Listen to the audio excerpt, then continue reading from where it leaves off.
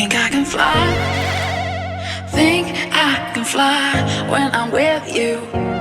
My arms are wide. Capture. My name is Danielano and I'm a second year physician assistant student.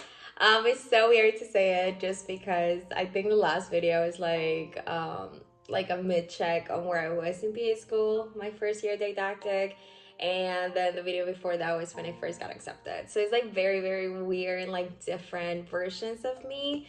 And yeah, I feel like this is just a reflection on didactic year and just talk about like different things and different stuff that I've been through to help some of you guys that are about to start didactic or just starting didactic year. So yeah, let's get started. Also, I was just editing the video and I noticed how sad I look in those 6 months. And I was just like, oh my gosh, this is so hard. And that video definitely shows what I was going through. I was extremely depressed and I was trying to keep everything in, and I was slowly but surely I isolated from a lot of people, and I was just like, going to school to come home. So yeah, it's so sad to see. But all right, we're here now, and okay, let's continue the video. Hi. And this was definitely my happiness with Tina and Lulu, my 2 dogs, throughout the whole year. And yes, but yeah, let's continue the video. Okay, so everybody has a different I guess they go through like different stuff through PA school and didactic year. And I learned that everybody has different ways of learning. Not everybody learns the same way. So when I first started, I was looking up like, what is the good way to study for this class or study for the other one? And sometimes most of them, or most of the ways that they said that it worked for them, it didn't work for me. And same thing with like my friends, like they probably study a different way that I study, and it didn't work out the same way that it worked for them. So just learning your way to study, and know that through quarters, my way of studying changed class to class because not every single class is the same. So I'm a person that I don't learn on the first time or the second time. Maybe I learn it like already the third time, but I need a little bit more than just a third time, just like repetitive, like keep continuing telling me the same thing over and over again. And that's just how I learned. There's people in my class that they literally just read through the slides and that's it, sticks, and good for them. That was another thing. Don't compare yourself to others, because that's literally gonna be your nightmare. Do not compare yourself to other students in your class.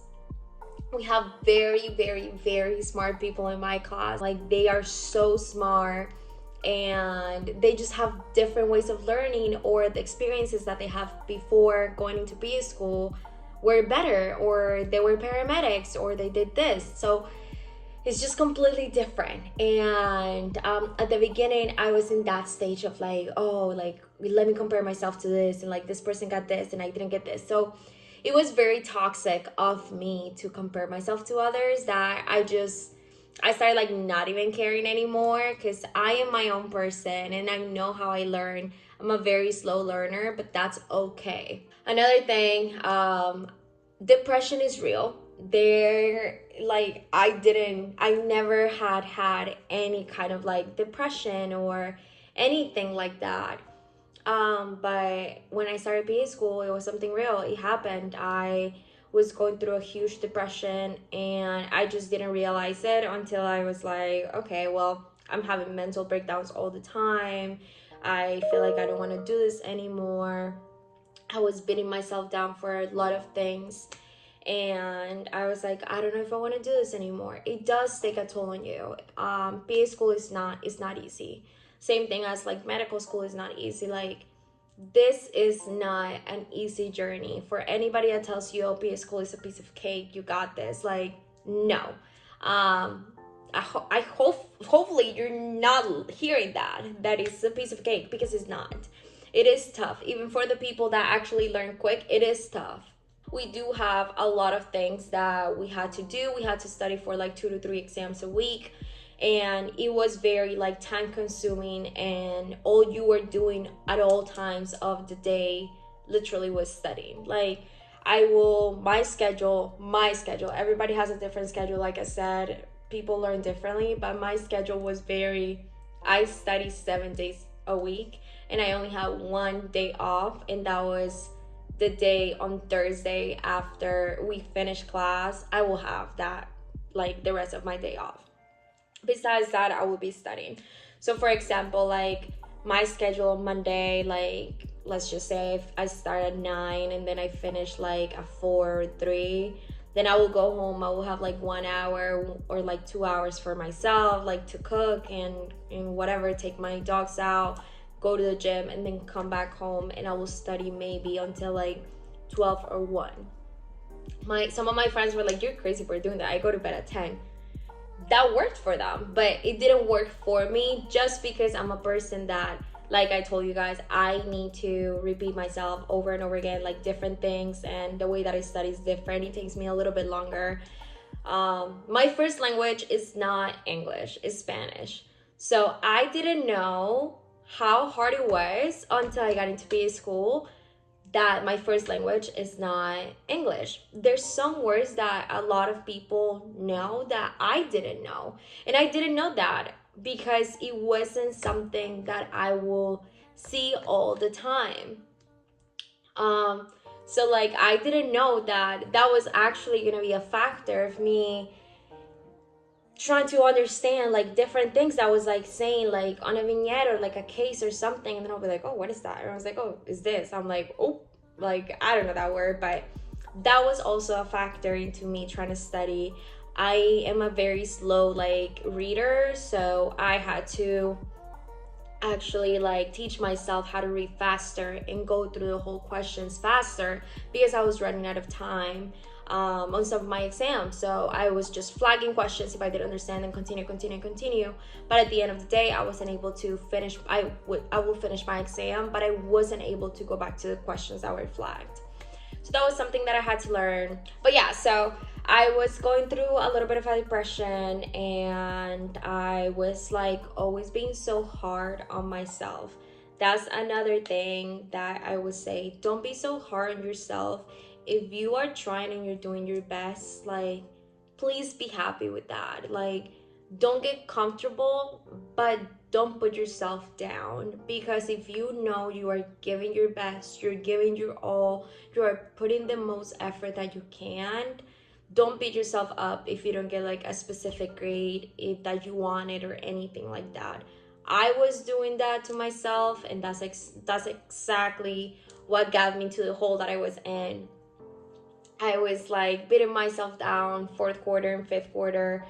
And I was just getting so anxious before an exam. Like, it was really bad anxiety of me going to an exam. And I had a very, very negative mind going into the exam. Even if I study my butt off for the exam, I would just like be like, oh, I'm gonna fail this exam. And I was never like actually comfortable going into an exam. I changed my mentality fifth quarter. At the end, I was like, bro, I've studied so hard. Why am I gonna fail this exam? Like, there's no way I'm gonna fail an exam. So yeah, like, my mind was so negative to a point where I was like, I don't think I can do this. I don't think I'm capable enough to do this. I don't know why I am here. Like, why am I here? Why did I even do this in the first place? What am I doing to myself? Literally, I was telling that to myself. I'm like, why am I doing this to myself? Like, I could have done absolutely anything else in this world, but why this? And then I will have to remind myself that I generally don't see myself anywhere else besides doing medicine. I don't see myself in any other field. And I'm like, you're doing this because you like it. And I do. I enjoy it. And I kept telling myself, I don't like this. Like, I'm not going to do this anymore. And everybody was like, Danny, you like it. It's just so hard. And it's true. It's just so hard. And I got to a point where I was like, I don't think I can do this anymore. That I was like trying to like give up on myself, but at the same time I was like, I'm not. I was like, I'm gonna finish this. I started this, I'm gonna finish it. And it just took me a long time to realize that I was definitely capable of doing this. And second year, it's completely different than didactic. Like, I study on my own time. Like, I go to work and then I come home, and I do want to study now. Like, I want to come home and like study what I learned that day on a patient. Like, I'm doing behavioral medicine right now, so learning all of these things that I'm seeing, or like the patients are talking about this, I was like, wow, let me look this up after. Like, it's just very, very like different from the 2 years. But yeah, didactic year is definitely tough, but it's doable. Absolutely is doable.